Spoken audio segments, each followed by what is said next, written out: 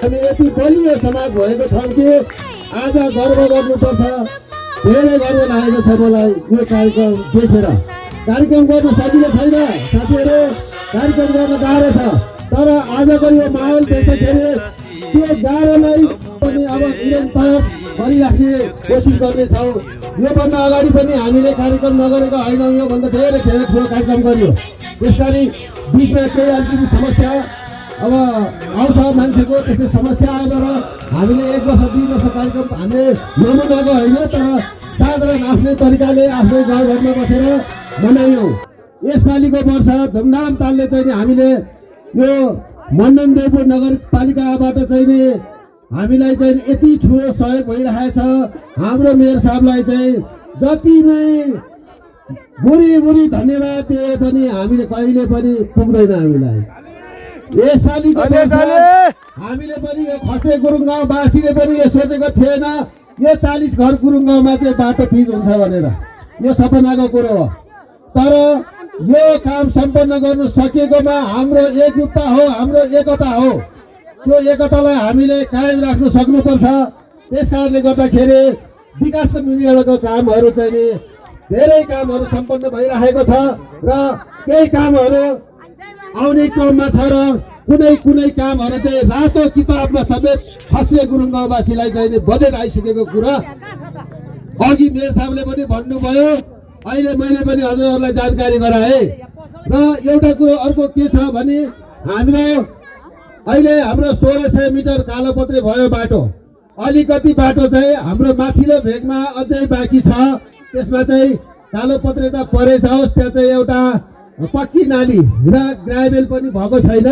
त्योभन्दा माथि अलिकति हाम्रो चाहिँ नि बालबालिका तथा ज्येष्ठ नागरिक पार्क भनेर त हामीले चाहिँ नि वडा कार्यालयबाट 5 लाख र डिभिजन 1 कार्यालयबाट 5 लाख हामीले सहयोग गरेर र स्थानीयको सहयोगबाट हामीले एउटा पार्क बनाएको छौँ।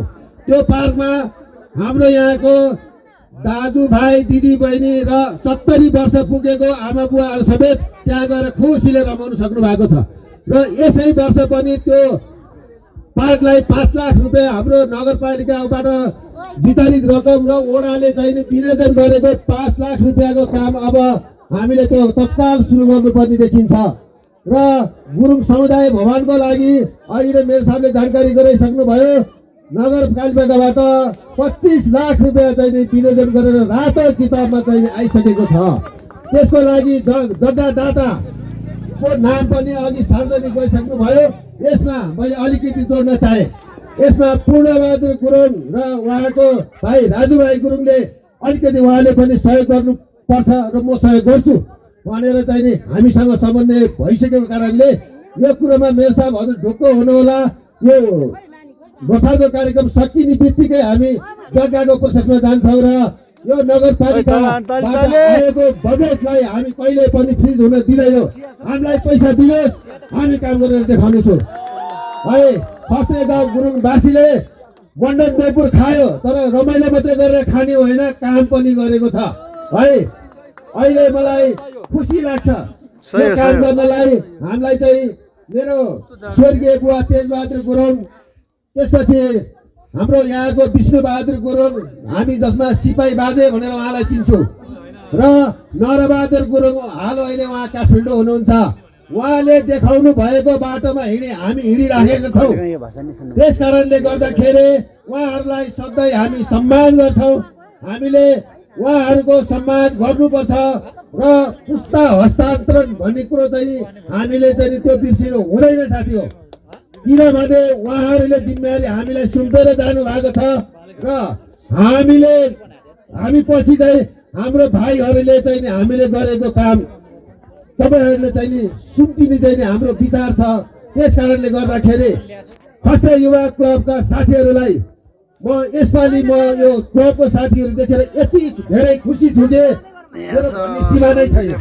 त्यस कारणले गर्दाखेरि हामीले त गर्ने भनेको थियो सानो कार्यक्रम, यो युवा जोसले गर्दाखेरि आज हाम्रो कार्यक्रम खसे गुरुङ गाउँमा खसे तमु समाजको आयोजनामा भव्य कार्यक्रम भएको छ। आगामी वर्ष हाम्रो चाहिँ खसे गुरुङ युवा क्लब मेन आयोजक टिम बनेर चाहिँ कार्यक्रम गर्नु होला। तपाईँहरूलाई आजै मेरो शुभकामना छ।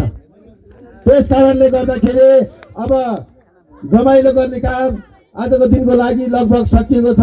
धेरै काम अब हामीहरूको चाहिँ नि अब बाँकी छ। हामीले साउन्ड सिस्टम पनि पठाउनु पर्ने छ आजै। अब सबै कामहरू चाहिँ नि हाम्रो चाहिँ अझै 1 घन्टा जति हामीलाई चाहिँ प्रिपेयर गर्नु लाग्नु भएको कारणले गर्दाखेरि हजुरहरूले कोले खाना खानुभयो, कोले खाना खानु भएन।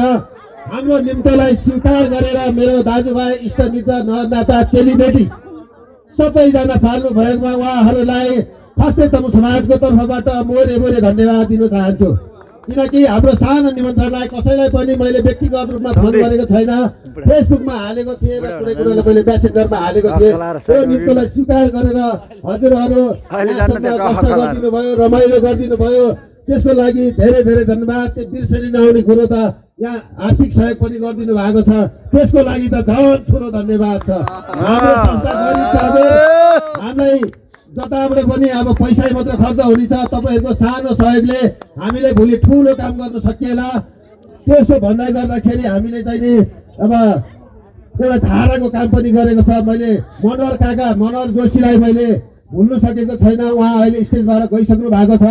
उहाँले अलिकति सानो म सहयोग गर्छु भतिज भनेर कुरा गर्दाखेरि पछि उहाँले एउटा धारा सबै सहयोग गरिदिनु भयो। उहाँले फुल लगानीमा गरिदिनु भयो र माथिको कालीमाटी टोलको एउटा जुन धारा चाहिँ हामीले ढुङ्गे धारा निर्माण गरेको छ त्यसमा सहयोग गर्ने सम्पूर्ण साथीहरूलाई र मैले यहाँ देखिरहेको छु जितपुरबाट बिन्दा गुरुङ दिदीले पनि सहयोग गरिदिनु भएको छ।